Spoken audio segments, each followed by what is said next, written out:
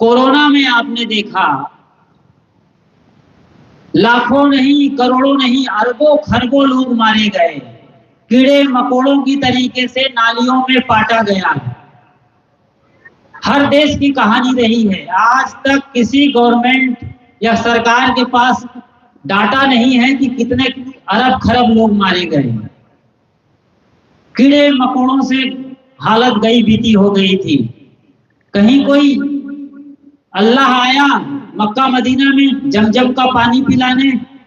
कम से कम 60 देशों में मुसलमान हैं, उनको बचा लिया जाए।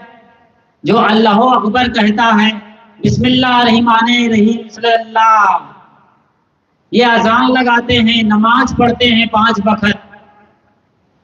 ये हरे रंग वालों को, जालीदार टोपी वालों को, दाढ़ी वालों को बचाने के लिए कोरोना में कोई अल्लाह मियां आया, कोई खुदा, कोई पैगंबर, जमजम का पानी पिलाने। ईसाई सबसे ज्यादा मारे गए थे, क्योंकि पूरी दुनिया में ईसाई सबसे ज्यादा हैं। कोई यहोवा, यूहन्ना या स्वयं जीसस क्राइस्ट ईसा मसीह नहीं आए वेटिकन सिटी में। रोम एक देश है यूरोप में, रोम की राजधानी इटली है, वहीं वेटिकन सिटी है, एक मोहल्ला, एक इलाका। वहां ईसाइयों का सरदार, जिन्हें पोप कहा जाता है, वे बैठते हैं। सबसे बड़ा अड्डा है ईसाइयों का वेटिकन सिटी। लेकिन वहां से भी कोई होली वाटर पिलाने के लिए नहीं आया कि कम से कम ईसाइयों को हम बचा लें। ईसाई सबसे ज्यादा मारे गए। पोप, पादरी और जो पास्टर होते हैं वे भी मारे गए। चर्च के जो ठेकेदार हैं, ईसाइयों में धर्म के ठेकेदार हैं, वो सब मारे गए। कोई बचाने नहीं आया, ना होली वाटर पिलाए अपने लोगों को। आप कहेंगे हम तो धर्म प्रधान देश भारत के हैं, कट्टर सनातनी हैं, कट्टर हिंदू हैं, तो आपके ऋषिकेश में कोई भगवान प्रकट हुए? हरिद्वार में हरि का ही द्वार है, प्रयाग में, काशी, मथुरा, वृंदावन, कहीं कोई नजर आए? साउथ इंडिया में देख लो, रामेश्वरम के मंदिर से कोई भगवान प्रकट हुए? बालाजी टेम्पल से, कोलकाता की काली माई से लेकर मुंबई की मुंबईया देवी तक लोग यात्रा करते हैं, और उधर वैष्णव देवी से लेकर दक्षिण के कन्याकुमारी तक यात्रा करते हैं। कितने भगवान हैं? एक भगवान प्रकट हुआ हिंदुओं को बचाने के लिए। करीब 1.5 साल कोरोना तबाही मचाता रहा। आपके अपने परिजन, जिनको आप हाथ पकड़ के खींच रहे थे, और कोरोना वाला वो मौत, वो यमराज आपके हाथ से छुड़ाकर नजरों नजर ले गए। कितनों के आंखों में भी आंसू आ सकते हैं इस घटना को सुनकर, देखकर, याद कर। अच्छे अच्छे लोग चले गए, कोई बचाने आया? इतने बड़े महामंडलेश्वर हैं, बड़े बड़े मठ में शंकराचार्य बैठे हैं, जगत गुरु बैठे हैं, कोई नहीं आया कि हम गंगा जल पिलाएंगे। गंगा जल को ही जमजम का पानी कहा जाता है उर्दू फारसी में, उसी को होली वाटर कहा जाता है इंग्लिश में। ना ईसाई की परंपरा में वेटिकन सिटी से होली वाटर बांटा गया, न मक्का और मदीना से जमजम का पानी पिलाया गया, और नहीं हिंदुओं के इस देश में गंगा जल पिलाया गया। वो अलग बात है कि आप मरने के बाद लोगों को गंगा जल पिलाते हैं। शायद भरोसा है कि मरा हुआ आदमी जिंदा हो जाए।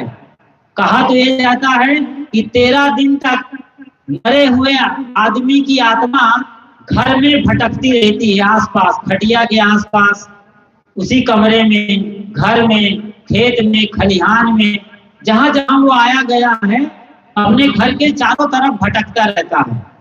तो लोग सोचते होंगे कि गंगा का पवित्र जल पिलाया जाएगा, अमृत जल, और शायद हमारा दादा, हमारी दादी या जो परिजन मर गए हैं वो लौट आए, उसकी आत्मा वापस शरीर में आ जाए।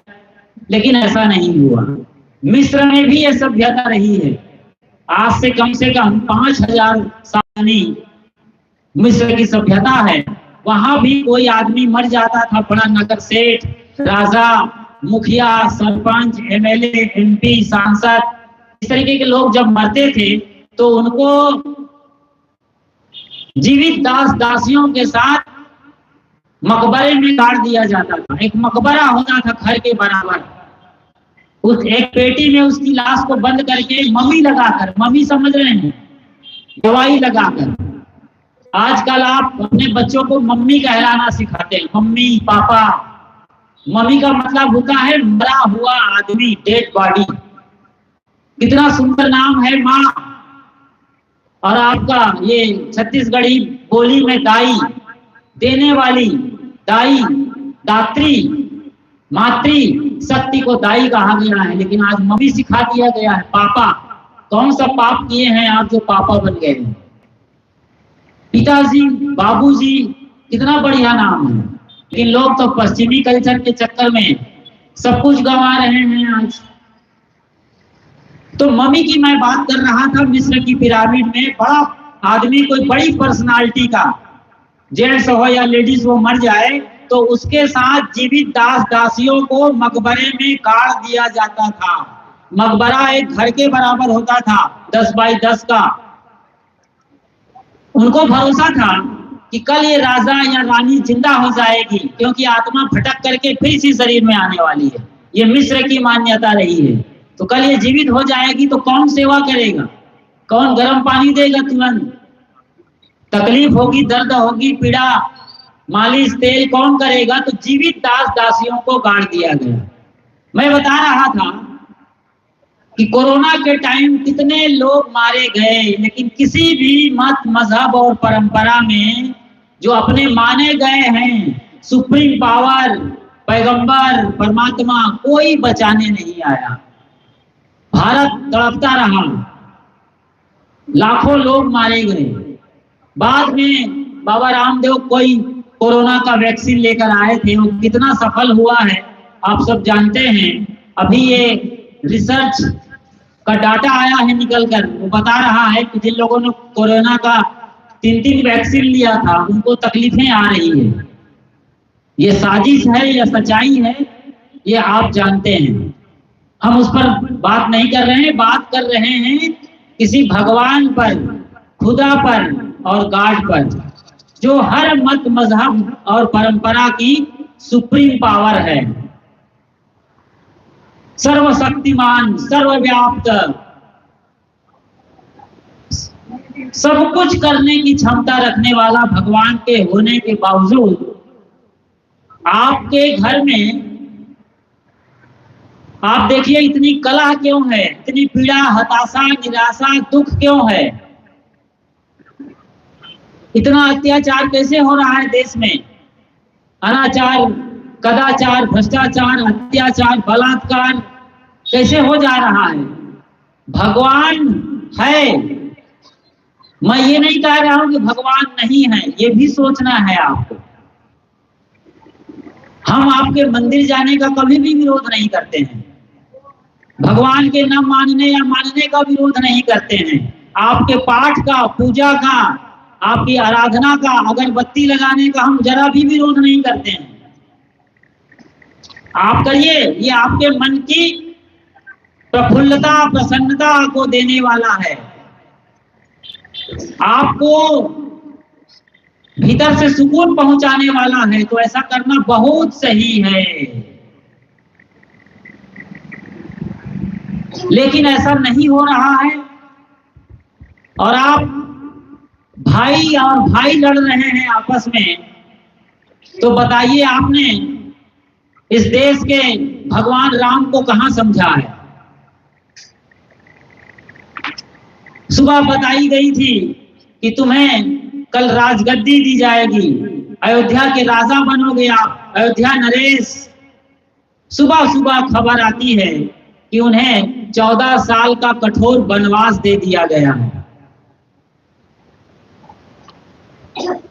माँ को पता नहीं है, कौशल्या को, राम के कमरे में जाती है, तिलक लगाती है, बेटे को दुलारती है, पुचकारती है, चूमती है, कहा बेटा मेरा राजा बनेगा। आज राजा बनेगा मेरा बेटा। मतलब सोचो एक माँ के छाती में कितना खुशी और आनंद की हिलोरें उठ रही है। राम कहते हैं मैया मेरी, अयोध्या बहुत छोटा है, इसका राजा बनना मतलब छोटा राजा होना है। पिताजी ने मुझे जंगल का राजा बनाया है। कानन नृप ऐसा कुछ शब्द आया है रामायण की चौपाई में, मुझे जंगल का राजा बनाया है। विराट जंगल, पेड़ पहाड़ नदी पर्वत पशु परिंदे, ये राम कह सकता है कोई? बड़ा कलेजा चाहिए। आपके घर में ये होता तो आपका बेटा अभी गर्दन दबाने को तैयार हो जाएगा। उसको आपका बेटा जब बंटवारा हो रहा हो और आप भूल से कह दो ये जो अच्छी फसल वाली जमीन है, ये खेत है, ये तुमको मिलेगा बेटा, और धोखा से कहीं नहीं देना चाहो, दूसरे बेटा को देना चाहो, तो वही बेटा जिनको आप अच्छी जमीन देना चाहते थे या कोई बड़ा बैंक बैलेंस देना चाहते थे, लेकिन गांव के नीति नियम मर्यादा से बराबर का हिस्सा बांटना पड़ गया, आप मुकर गए बाप होकर के, तो वही बेटा आपकी गर्दन दबाने को तैयार हो जाएगा। छाती पर चढ़ गए वो, वही बंटवारा लेना चाहेगा। ये उसी देश की घटना है। आज ये हो रहा है।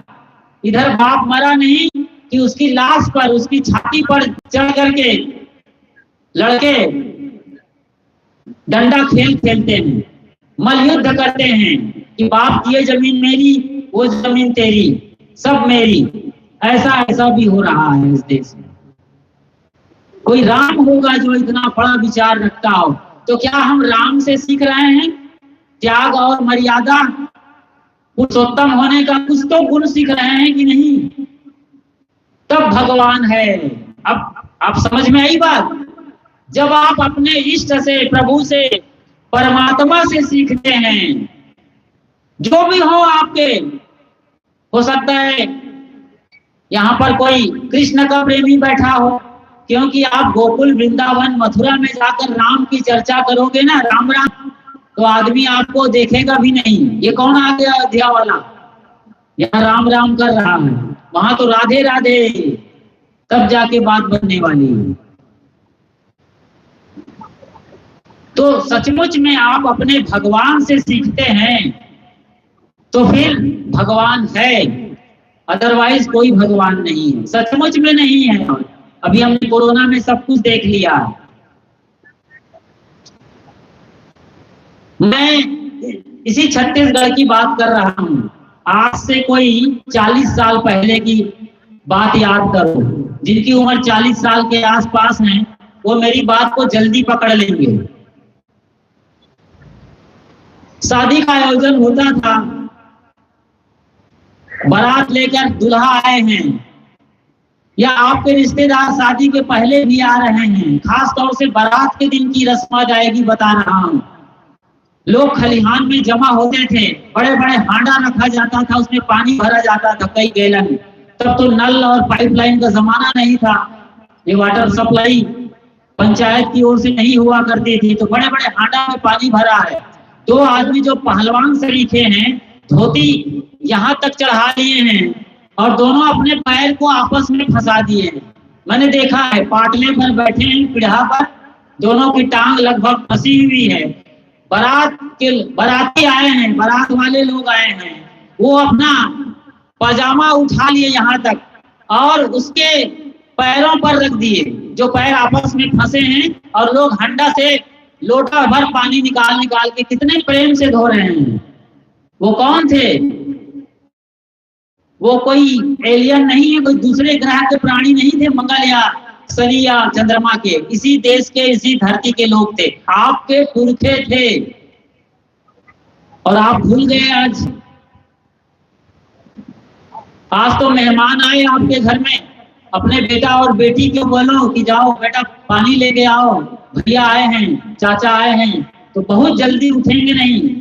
मोबाइल में इतना गड़े हुए, इतना धंसे हुए हैं, फंस गए हैं किसी रील्स में, किसी वीडियो में, किसी गाने में, जल्दी नहीं उठने वालेंगे, उठेंगे भी तो पानी लेके आए कोई जरूरी नहीं। वो लोग क्यों ऐसा कर रहे थे? मेहमानों की अतिथि देवो भवा। और ये कौन बताए हैं? आपके किशन कन्हैया। इस बात को यदि आप मानते हैं, फॉलो करते हैं किसी भी रूप में, तब कन्हैया भगवान है, वरना क्यों कन्हैया भगवान होंगे? कन्हैया ये काम खुद करते थे अपने जमाने में। राजसूय यज्ञ हो रहा था, तमाम अलग अलग इलाकों से राजा आए थे, छत्री आए थे, मेहमान आ रहे थे, अतिथि आ रहे थे, दादा बाबा आ रहे थे, पुरखे आ रहे थे, गुरुजन आ रहे थे। काम का बंटवारा चल रहा था। युधिष्ठिर सबको काम बांट रहे थे कि भीम रसोईया बनेंगे, या रसोई वाला जो प्लेटफॉर्म है उसके डिपार्टमेंट के हेड भीम रहेंगे। आपकी निगरानी में भैया दाल भात पूरी सब्जी हलवा को बनना है। किसी और को और बता दिया, नकुल और सहदेव को, कि आप लोग जो पार्किंग होगी, गाड़ी आएंगे मतलब रथ वाहन घोड़े, उसको पार्क करना है, कहाँ पर इंतजाम करना है, किसकी गाड़ी कहाँ लगनी चाहिए, ये आपको देखना है। अर्जुन को बता दिया ये काम। सबका काम का बंटवारा चल रहा था। कन्हैया वहां बैठे थे, खड़े होते हैं और युधिष्ठिर से कहते हैं कि भैया हमें भी काम दिया जाए, हम भी कुछ करना चाहते हैं। युधिष्ठिर कहते हैं कृष्ण आपको मैं काम दूं ये संभव नहीं है, आप मौजूद रहेंगे, आप हमारे अगुआ हैं, मुखिया हैं। शायद उस वक्त तक कृष्ण भगवान नहीं कहलाते थे। ठीक है, वो राजा के रहे, छत्री थे, राजकुमार थे, बलशाली थे, पराक्रमी थे, नीति निपुण थे, कई गुणों से सुशोभित थे, 16 कलाओं से, लेकिन भगवान शब्द शायद वहां पर आया नहीं है। खैर, कन्हैया खड़े हुए, मुझे भी कुछ काम दिया जाए, ये बोले तो इनकार कर गए युधिष्ठिर। हम कैसे कहें कि आपको ये काम दिया जाए? आखिर में स्वयं कन्हैया ने 2 काम अपने लिए चुना था। आप सबको याद है, ये मैं इसलिए सुना रहा हूं कि ये कहानी, ये घटना जो इतिहास के पन्नों से बाहर निकल गई है, आप भूल गए हैं। ये भूली बिसरी बातें, यही सत्संग है, यही बुनियाद है। इसी पर नींव पर पूरी बिल्डिंग खड़ी है, आपके परमानंद की, आपके साधना की, भक्ति की, आराधना की, सनातन की। इसी पर भारत खड़ा हुआ है। इन बुनियादों को हम भूल गए हैं, आज याद करना है। इन घटनाओं को, इन कहानियों को अपने बच्चों को बताइए कि बेटा किशन कन्हैया जिनको भगवान कहा जाता है, 16 कलाओं से युक्त, वो कन्हैया ने राजसूय यज्ञ में, एक समारोह में क्या काम चुना था? किसी को याद है? आपको याद हो तो हाथ उठाइए, कौन सा काम चुना था कन्हैया ने? शर्माइए मत, मेरे झोली में कुछ होगा तो मैं इनाम दूंगा उसे। बताओ जरा, इधर माता लोग था वहां, किसी को याद है इधर से? कौन कौन सा काम चुना था? शायद संकोच करते हो या भूल भी गए हो आप। 2 काम चुना था कि जो मेहमान आएंगे उनके मैं पैर धोऊंगा, यही काम चुना था जो आपके पुरखे कर रहे थे। अब बंद हो गया है इसी छत्तीसगढ़ में, पैर धोऊंगा। दूसरा काम चुना था कि मैं जूठी पत्तल उठाऊंगा। कितनी बड़ी बात रही होगी उनके अंदर, कितना बड़ा कलेजा रहा होगा, सोचे जरा। तो ये जो भाव है, ये जो भक्ति है, श्रद्धा है, समर्पण है, इसको सीखने के लिए, सिखाने के लिए हमारे देश में 2 महाकाव्यों की रचना हुई है, रामायण और महाभारत। इतिहास के पन्ने में खोजने मत जाइएगा, न जमीन मत खुदवा दीजिएगा अयोध्या का। वहां पर राम के नाम पर न कोई ईंट मिलती है, न कोई बिल्डिंग है राजा दशरथ की, न कोई वहां पर कोई जिक्र आता है। उल्टे वहां पर ये कहा जाता है तथागत बुद्ध की मूर्तियां मिलती हैं, उनके अवशेष मिलते हैं। क्या मतलब है इतिहास? जब वर्तमान खड़ा होती है, इतिहास खोदने से क्या फायदा है? आग लगी हो घर में और हम कुआं खोदे, ये संभव है? कोई मतलब भी नहीं है कुआं खोद भी लिया तो। आग लगी है सबके भीतर। रामायण भाई भाई की कहानी है, बस इतना सीख ले हम। पढ़ते रामायण है, करते महाभारत है, बस इतनी बात समझ लिया जाए तब भगवान है। वरना आप लोग कहते हैं कि कबीरपंथी साधु संत भगवान नहीं मानते हैं, खंडन करते हैं। काहे को खंडन करते हैं? क्या कबीरपंथी साधु संत ने आपके घर का बैगन तोड़ लिया है कि मूली उखाड़ लिया है? जो आपके खिलाफ बोलते रहेंगे या आपसे वो द्वेष रखेंगे, उनको तो और ज्यादा पीड़ा है। बल्कि शायद ये घटना जो मैं सुना रहा था अभी किशन कन्हैया की पैर धोने की और जूठी पत्तल उठाने की, इस घटना का जिक्र बड़े बड़े जो चैनल में गुरु आते हैं, जो भगवताचार्य हैं, भागवत की कथा करते हैं, वो भी ये नहीं कहते हैं।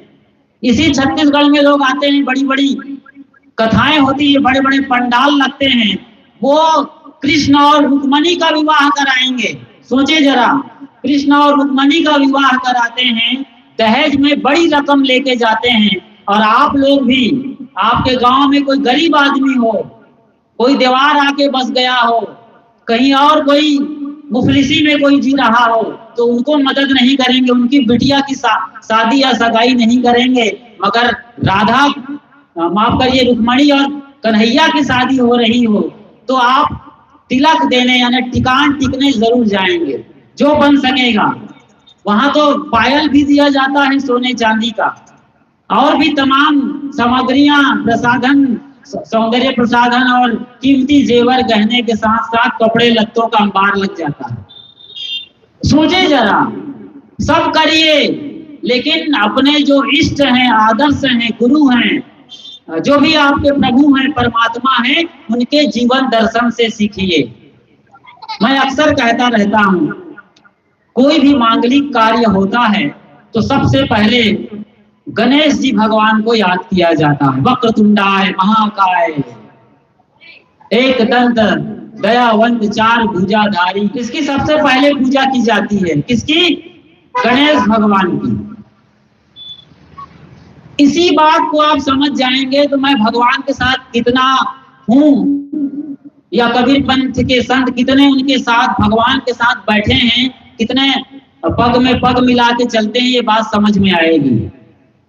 केवल इतनी सी बात समझ जाए। वैसे हम तो सारे भगवानों की चर्चा कर सकते हैं, भागवत महापुराण पर भी बात कर सकते हैं, लेकिन एक चावल चेक कर लिया जाता है तो हांडा भर के चावल को मसल मसल के चेक करने की जरूरत नहीं है। एक दाना चेक किया जाए, सारा चावल चेक हो जाता है। वरना आपने सारे चावल को चेक किया रगड़ रगड़ के, तो भात नहीं रहेगा, चावल नहीं रहेगा, वो हलवा बन जाएगा। ऐसा कोई करता भी नहीं है। एक भगवान को समझ लीजिए और उनके आदर्श को आज जाकर के जीना है।